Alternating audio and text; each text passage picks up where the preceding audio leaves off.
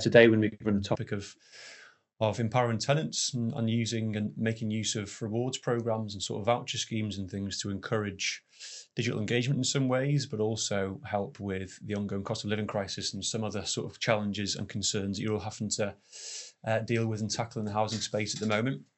You can see my screen okay, so we'll get cracking then. So I've got a couple of guest speakers with me today, which I'll introduce shortly. I'm getting this Teams noise, it's just a bit annoying. I'm sorry about that. But yeah, we'll go through brief introductions shortly. We do record the session, sort of post it afterwards. So if everyone sort of guest-wise is okay staying on mute for now, that would be much appreciated. But please feel free to use the chat if you've got any questions for myself or the Prodo team or any of the guest speakers today as well. We'll get into the main topic of today, which, as I say, is all around empowering tenants and using rewards programs to aid things like the cost of living crisis and encourage digital engagement in many ways as well. And then, yeah, we'll have some time for questions and answers sort of towards the end of the session as well. So if anyone's got any, please feel free to pop those in. I'll start with a very brief introduction to myself and I'm Prodo as an agency for those of you who are new and aren't familiar with us already. So my name's Jacob. I host this session every month, but I'm also head of sales at Prodo. So get really involved at the sort of the early stage of the process in terms of scoping requirements with housing associations across the country, and then aligning Prodo's products and service offer to help alleviate some of those challenges essentially. But yeah, as a supplier, we've been working in this space for over 20 years. And we've seen it change considerably throughout that time in terms of its challenges, ambitions, but also the role that digital plays as well. So we've worked with hundreds of associations across that time of all shapes and sizes on a range of digital transformation projects, from consultancy, roadmap planning, all the way through to solutions implementation as well. I'm going to talk about a particular element of one of those today. So today we're essentially covering the topic, as I say, of empowering tenants, leveraging rewards programs and integrating these offers and resources into online customer self-service effectively. Now, we've all kind of discussed and are aware of the potential benefits behind self-service solutions to aid in customer support, giving customers the choice to manage elements of their tenancies and accounts online at a time and a place that suits them best, with the ultimate sort of goal of redirecting some of that traffic from contact centres for digital native type customers with maybe low complexity inquiries online. And the aim there is basically to create the capacity that you're all looking for and you all need to focus on higher value areas, helping those with more complex needs, more complex inquiries, or for those people who basically aren't suited to engaging digitally. And you will have remit to your customer base in that scenario. In turn, essentially enhancing and improving satisfaction for all those core customer groups. Now, as a digital solutions partner at Prodo, we've naturally focused on digitalising the likes of paying rent, reporting repairs, reporting antisocial behaviour, and other sort of high traffic inquiry types across the board, which makes perfect sense. Rent's obviously the income generator. Repairs is usually the element with many, many touch points, room for error, and that can cause significant frustration internally and for customers. And we've seen some great results doing so. But we're also aware that when you put forward a solution to help tenants manage their tenancies online for these sorts of things, the occasions where they'll be using it often has a sort of negative connotation with it. And my colleague Tom's going to sort of delve into that a little bit further later. It's to do with paying a bill, something's broken in the home, I've still got a problem in my home, I need to find out what's going on, I need to complain about something, which of course plays its part in encouraging the engagement of these outcomes online. But when you're looking to improve engagement online, like many, becomes difficult to sort of develop that further, unless there's other means of value to the customer at that point. So to overcome this, we're looking at introducing, as I say, which Tom will build upon after, a rewards voucher program into these portals now to offer another sort of dimension of digital engagement, so that people can access things like savings on everyday expenses, bills, food and drink, insurance, these sorts of things. And in the context of the ongoing cost of living crisis in the housing space, this kind of support's more relevant than ever. We hear housing associations seeking ways to help tenants, and this approach does offer practical, impactful solutions, essentially giving people another sort of tangible reason to engage online. So this route feels like a positive way to go, encouraging engagement with customers with some sort of added value piece. And that's very much what we're going to sort of delve into in a little bit more detail today. And to help us do it, we've got a couple of guest speakers with us today, we've got Andy Milne, who has over 25 years of experience in this area from loyalty and rewards, and also Tom, who is our product manager here at Prodo. So I thought I'd hand over to you guys to introduce yourself. If you want to go first, Andy, if that's all right. Yeah, sure. And thanks, Jacob. And thanks for inviting me into today's webinar. Delighted to be part of the session. As Jacob said, I've been in this loyalty and reward space for probably longer than I care to remember, over 25 years, which started in the financial services sector when I was working with an MBA who pioneered affinity marketing within the UK and was quite disruptive within the credit card space before doing something similar within Citibank. So cut my teeth there. And I guess for the last 10 years, I've really been focusing on delivering reward platforms for closed user groups, first and foremost, kind of very much within the public sector, with health service discounts, where I was the CEO developing and implementing large scale discounts for the NHS base, which then I took into new verticals with the education sector and the care worker sector. And of recent, and I guess most relevantly, I've been developing similar schemes within the property sector to deliver really an enhanced customer experience through the implementation of discounts, loyalty, reward opportunities to really help tenants, as we've touched on already, with the challenges around the rising cost of living, delivering really powerful customer engagement, which obviously we'll come on to, I guess, more in this session, and the invaluable data and insights it can benefit, the property partners as a consequence. So yeah, that's really me. Great stuff. Thanks, Andy. Good to have you with us. Over to you, Tom. Thanks, Jacob. So I'm Tom, product manager here at Prodo. I started my career in social housing in my home country of New Zealand, where I was in charge of using data to put together proactive maintenance plans for the country's portfolio of 68,000 homes. Since then, I've lived and worked in Japan and the Netherlands, working in product management roles for a tech company that specialized in data platforms, working with clients that were primarily based in Northern Europe. And since moving to the UK, I've been involved with digital projects for Islington Council and Housemarque. Great stuff. Thank you very much, Tom. Good to have you with us as well.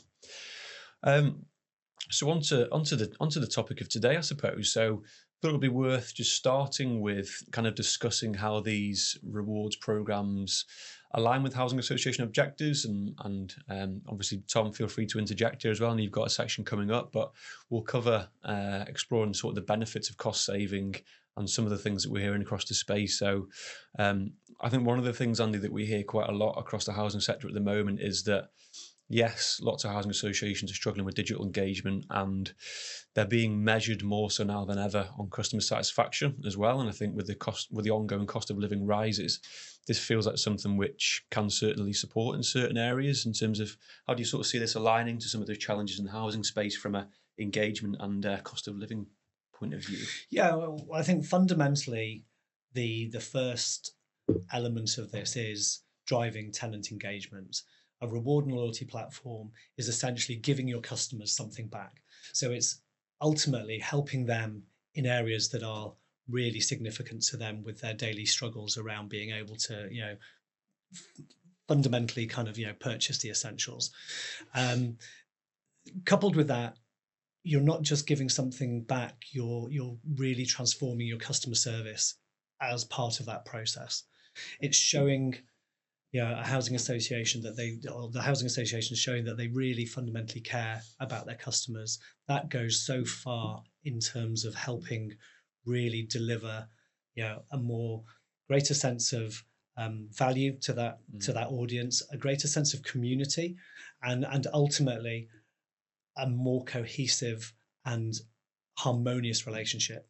And that has a lot of associated benefits as well, in terms of the actual relationship that the tenant will then go on to, I guess, enjoy with the housing association. Mm-hmm. That feeling of value, that feeling of being taken care of, goes a very, very long way to support that. And I've seen so many examples using customer service and satisfaction levels as an example of where implementing a reasonably simple and straightforward discount scheme can have a massive improvement in how your tenants would actually value your service. I mean, Yeah. we've measured this in organisations I've been involved with to show, on average, an uplift in 45% in 12 months of how your tenants will actually rate not just a service but you as an organisation. And obviously that's very powerful in terms of helping build that community reputation. Yeah, it's a good point. I think it almost feeds in this to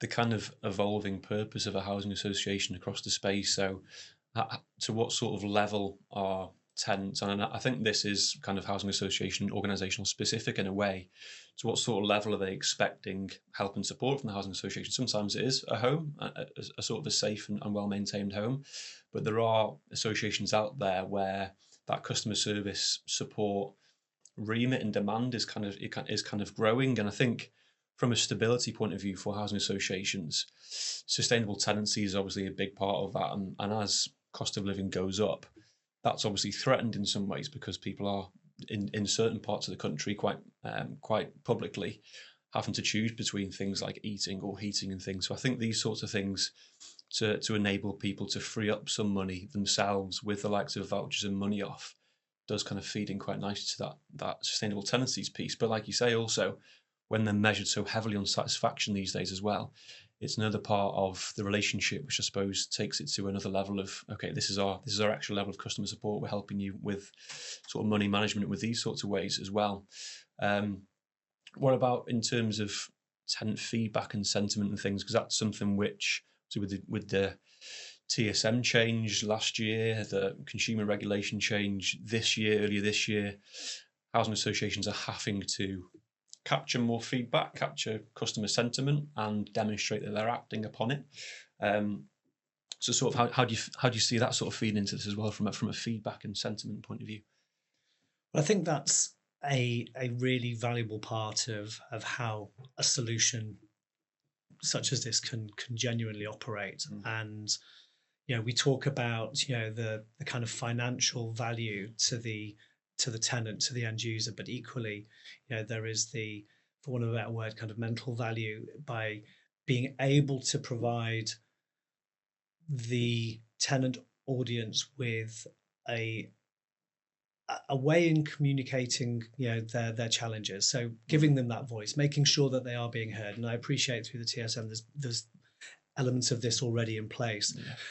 But I think that feedback is so critically important, and it cuts across a few levels. I mean, firstly, if you are using that survey data, and there are businesses in this space that can support that with other survey mechanics, it helps really identify pain points that actually at a holistic level the housing association may not even be aware of.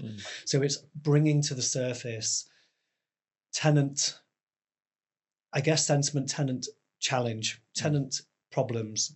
And that's obviously going to serve 2 points. It's allowing them to feel they do have that voice, but secondly, and most importantly, bringing to the floor exactly what that challenge is. So it's giving you the opportunity to address it.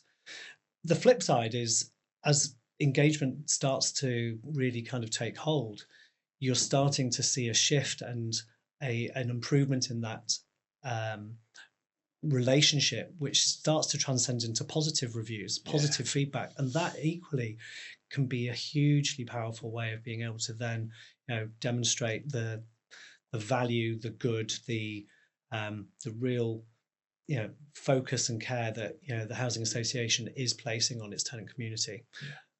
So I think feedback around how the tenants are feeling they're being treated, and highlighting, I say being treated, I think it's highlighting how they feel they are being looked after, but equally it's providing that environment for them to outline specific areas that can be invaluable to address and improve upon. Yeah, absolutely. Great stuff. Thanks, Andy.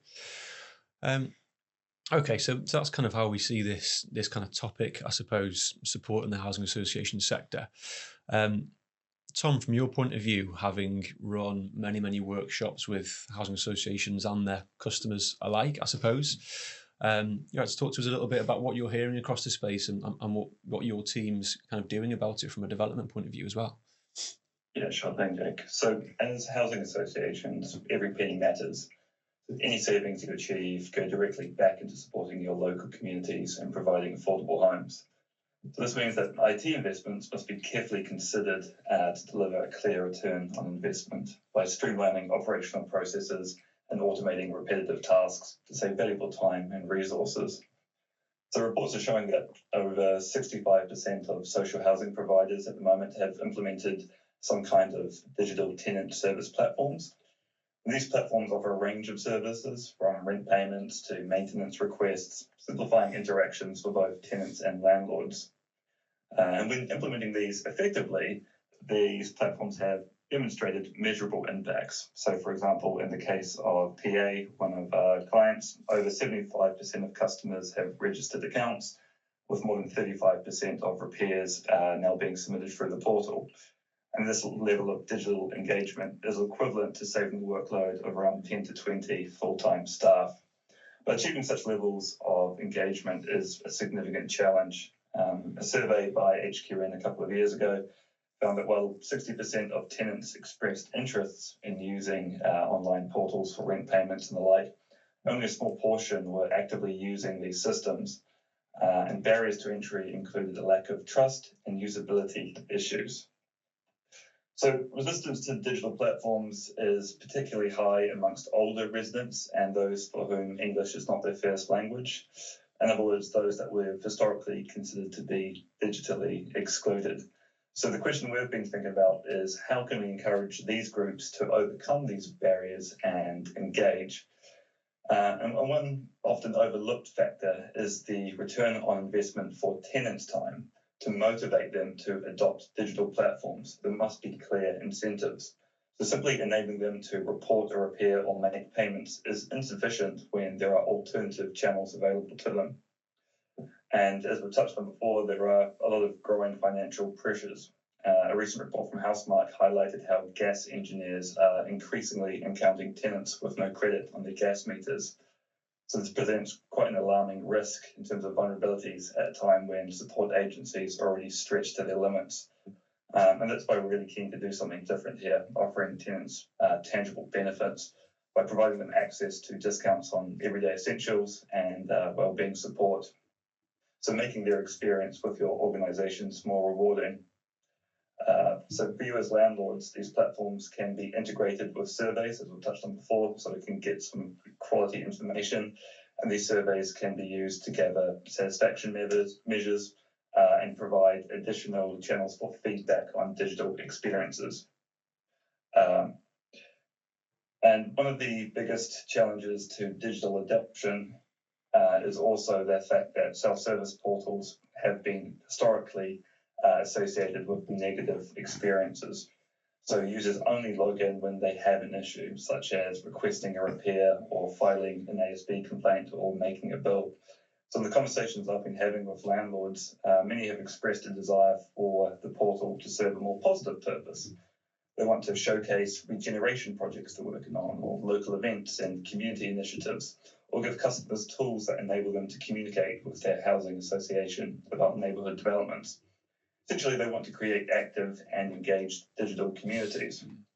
But this has hindered this vision when tenants only see the portal as transactional, much like HMRC. It's a chore to use, essentially.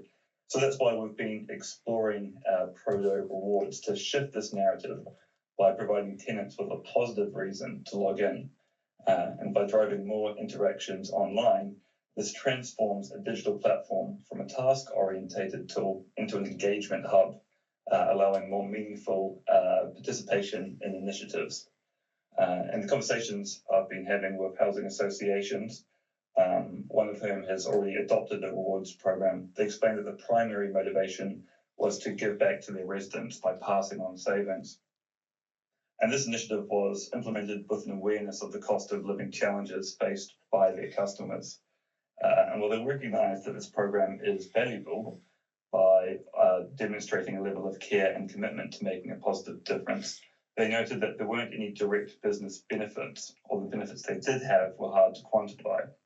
So they suggested that if this rewards program was embedded within the portal app, It could drive user traffic to the platform, encouraging organic adoption and increasing overall engagement with the digital service.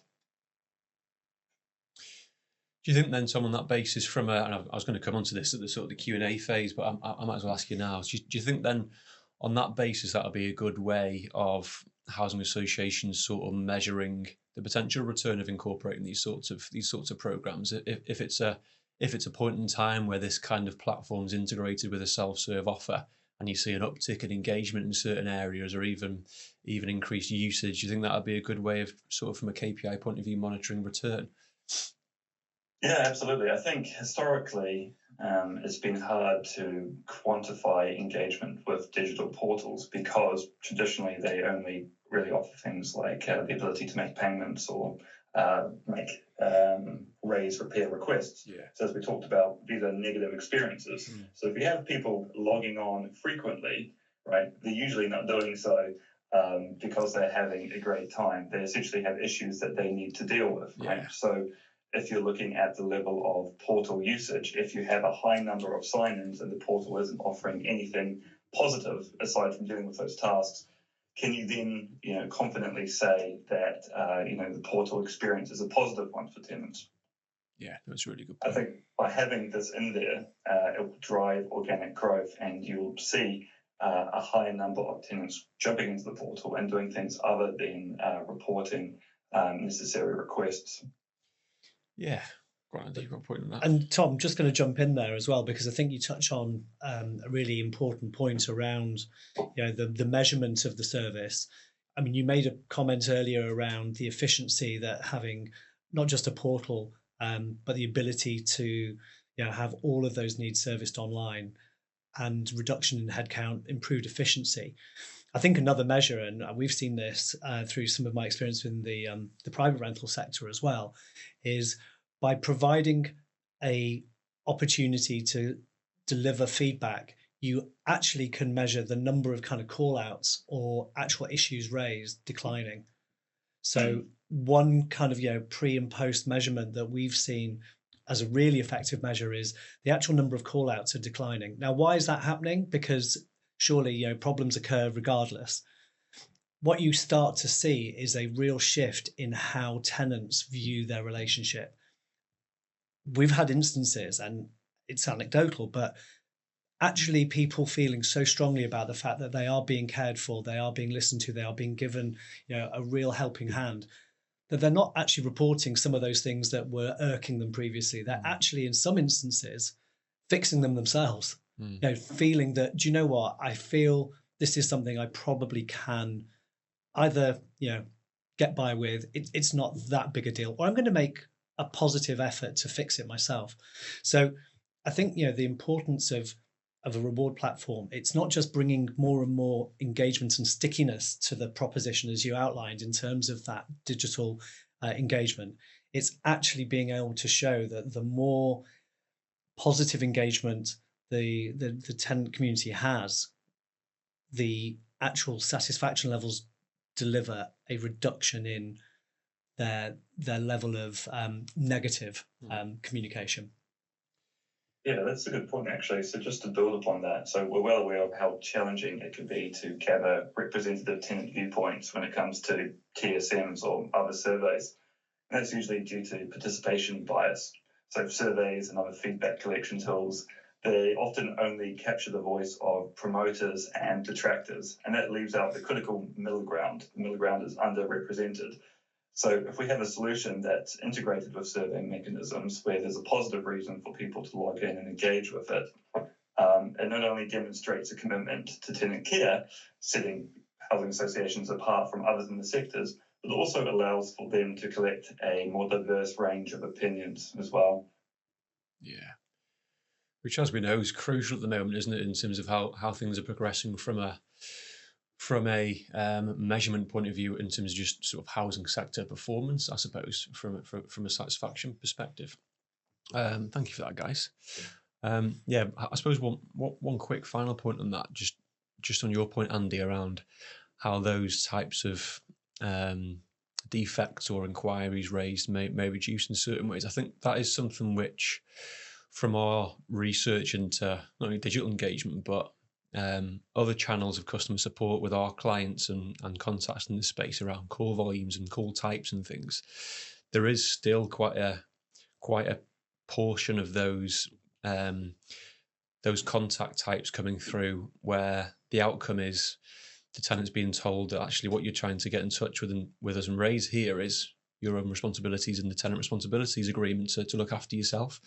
So it is one of those where that kind of level of that type of customer inquiry is still something which requires manual effort. It's frustrating for them to be told that sort of thing over the phone after waiting in a call queue for a certain period if they can't find that out online.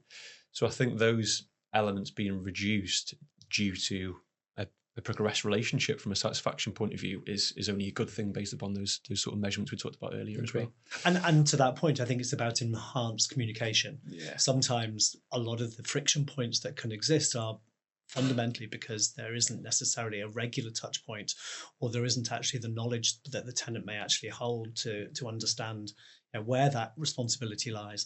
And fundamentally, on the flip side, an agent in the private rental sector or housing association may actually have a blind spot within their own processes. So say, for example, moving in a new tenant, we have seen through other clients a lot of focus on the specifics around that part of the journey, which themselves are probably kind of quite high stress points. So being able to really see if there is a problem around that initial welcoming, moving in process, as an example, can really then help the entire efficiency, reduce that number of kind of negative touch points, etc. So the whole opportunity of driving more positive interaction has so many multiple benefits to it. Yeah, absolutely. Great stuff. Thank you for that. So at this point, we thought off the back of hearing the suitability and fit and potential benefits from Andy, hearing from Tom in terms of what the sector's telling us from changes sort of regulation wise, but also what we're hearing in terms of feedback from housing association clients and contacts in the space, we thought we'd show you at this stage our kind of thought process around how this is going to carry forward from a digital platform point of view. So I'm going to start sharing my screen again. 1 second. So hopefully you're seeing that screen there. Yes. Okay. Great stuff.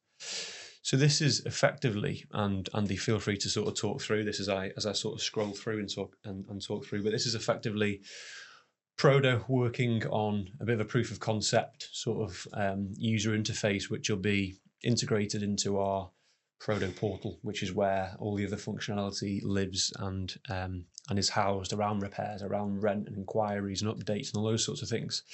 So this is kind of where we're going in terms of user interface for rewards platforms, the rewards element of that portal coming into the fore. So, Amanda, if you want to talk through a few parts of this in terms of what's in here and the purposes of it.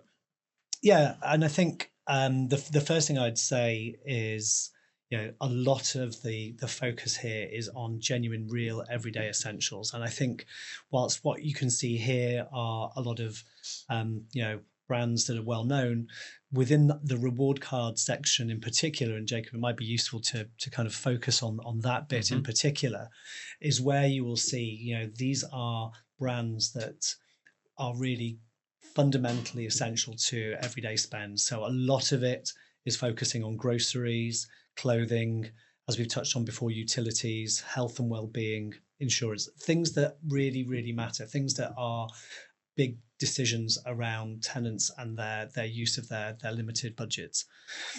And if you take an example of the grocery here that you can see, 4% off at Tesco, 3% off at Sainsbury's, these are extremely valuable savings that if you were to extrapolate them into a kind of monthly saving on the premise of people spending, maybe £300 to £400 a month on their household essentials, saving 4 to 3%, that's £10-15 a month over a 12-month period. That's suddenly getting near £200 a year on pure grocery savings alone, and that's a huge saving for those tenants, and obviously that then gives them decisions and choices that they can then make more comfortably around, where their other spend decisions need to sit. So I'm not sure if there's much more you want to show within the specifics there, but I think it's really, really important, when we talk about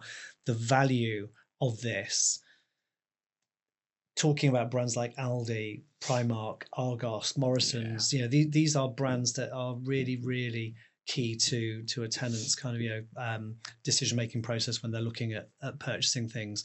And as you can see just on that top screen, so many categories of spend as well. So it's not just focusing on grocery. I think that's a very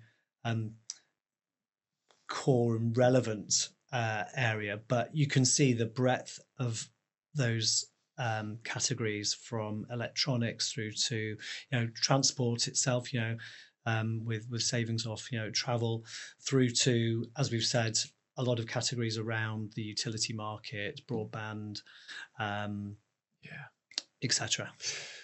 Andy, one thing that's been raised by housing associations when we've been doing engagement is they only want to surface and present companies that align with their ethical stance. So how does it work in terms of being able to choose which deals are made available to end users? Yeah, so I think there are providers in the market, and I'm familiar with a couple of these who very much can bring to the solution technology that gives the housing association or the client the ability to really essentially fine-tune and select exactly what they want to deliver to their member audience. So being able to, as you said, Tom, essentially kind of include brands, categories of importance and representative of their I guess ethics and social responsibility are really important, and these solutions provide that facility. So the ability to look at both the category or retailer level and either include, exclude is a core benefit of how these solutions can work.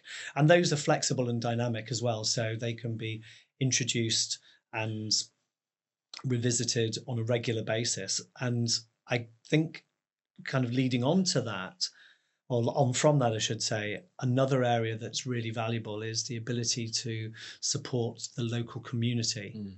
And the platforms have the facility to not just promote the large, big brands that will resonate with kind of a national audience, but for housing associations and understanding that importance of being integrated and supportive of the community, including local businesses, from the artisan-based companies to the smaller independents, that facility is equally a very powerful part of how a reward proposition can not just support the end user, but really help deliver on the objectives of the housing association by showing its commitment to promotion of local businesses, local offers, engaging more with that community, helping improve the reputation within the local area. So the flexibility, I guess, is the key word here, of a reward system that provides the functionality to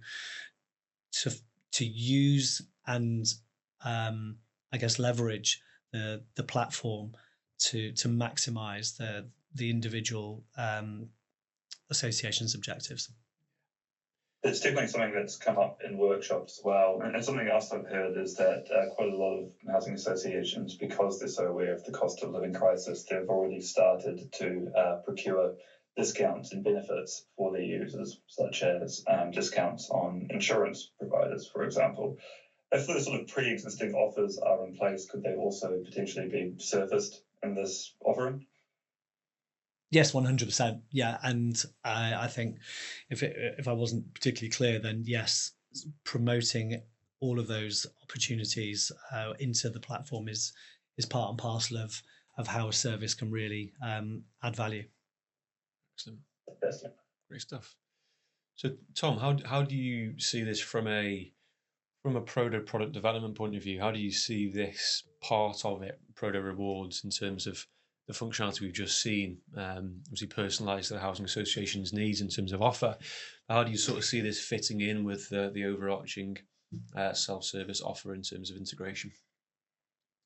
So how this will work essentially is it will be a section within the portal itself called Prodo Rewards. So when a user clicks on that, they will be directed to a user interface similar to the one that we just looked at, where they'll be able to access those deals and discounts. And users or staff users have the ability to configure surveys essentially to ask a range of questions that can be designed for any sort of use case.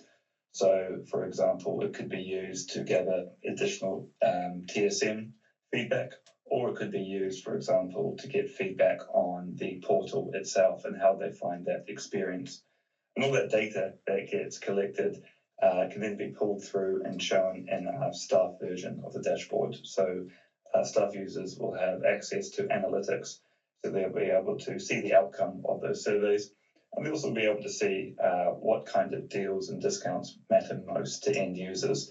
And so that can help Andy and his team to procure the right deals and make sure that there's some value alignment there. Yeah, I think that's quite an important part, isn't it, in terms of utilising that data from an analytics point of view of which offers or vouchers are seemingly most popular, and maybe from that feedback mechanism, what are the tenants asking for? Maybe they're asking for a certain element of in a specific area, a particular shop that's quite popular. There's no offer for it at the moment. We'd quite like to sort of see some sort of money off here. Is that'd be sort of doable? Combining the two from the survey feedback and then tailored offers. Absolutely, I think obviously, as Tom alluded to, you have the analytical element to be able to look at data to see exactly where customers are most focused around those brands or those categories. But the surveying element of the platform really allows you to delve more into customers' wants and needs. So whether that's simple Q&As within a survey environment, or actually free form to allow people to specify specifically what they would like to see more of, even a local brand that's not necessarily on the program at the minute, on the platform at the minute. So yeah, I think it absolutely supports both of those angles. The data, but fundamentally surveying as well allows that opportunity to gather direct customer feedback. Great stuff. Makes sense. Thanks, Andy. So before we do move into the sort of the Q&A slide, if anyone does have any questions, obviously feel free to pop those in there and we can look to address them. In terms of what you've seen throughout your experience with this, Andy, over the years, any specific sort of feedback, case studies, success stories you could touch upon? It doesn't have to be property sector, just sort of what you've heard in terms of potential benefits from clients that you've worked with. Yeah, I mean, I think we touched on a couple already. I think staying within this kind of property sector, I've mentioned that using particularly the feedback loop, it's invaluable for certain in certain instances to see pain points within the customer journey. Yeah. So that has been highlighted by a couple of clients I've worked with in the past as being really, really useful. Mm-hmm. Being able to improve upon that process, reducing the complaint volume, driving that efficiency, that's without doubt an important point. I think within the private rental sector, being able to engage with more than just the tenant audience has been a very powerful thing. So increasing that into the landlord proposition is one area, but equally staff benefits has been a really cornerstone of how particularly the larger clients that I've worked with have embraced it.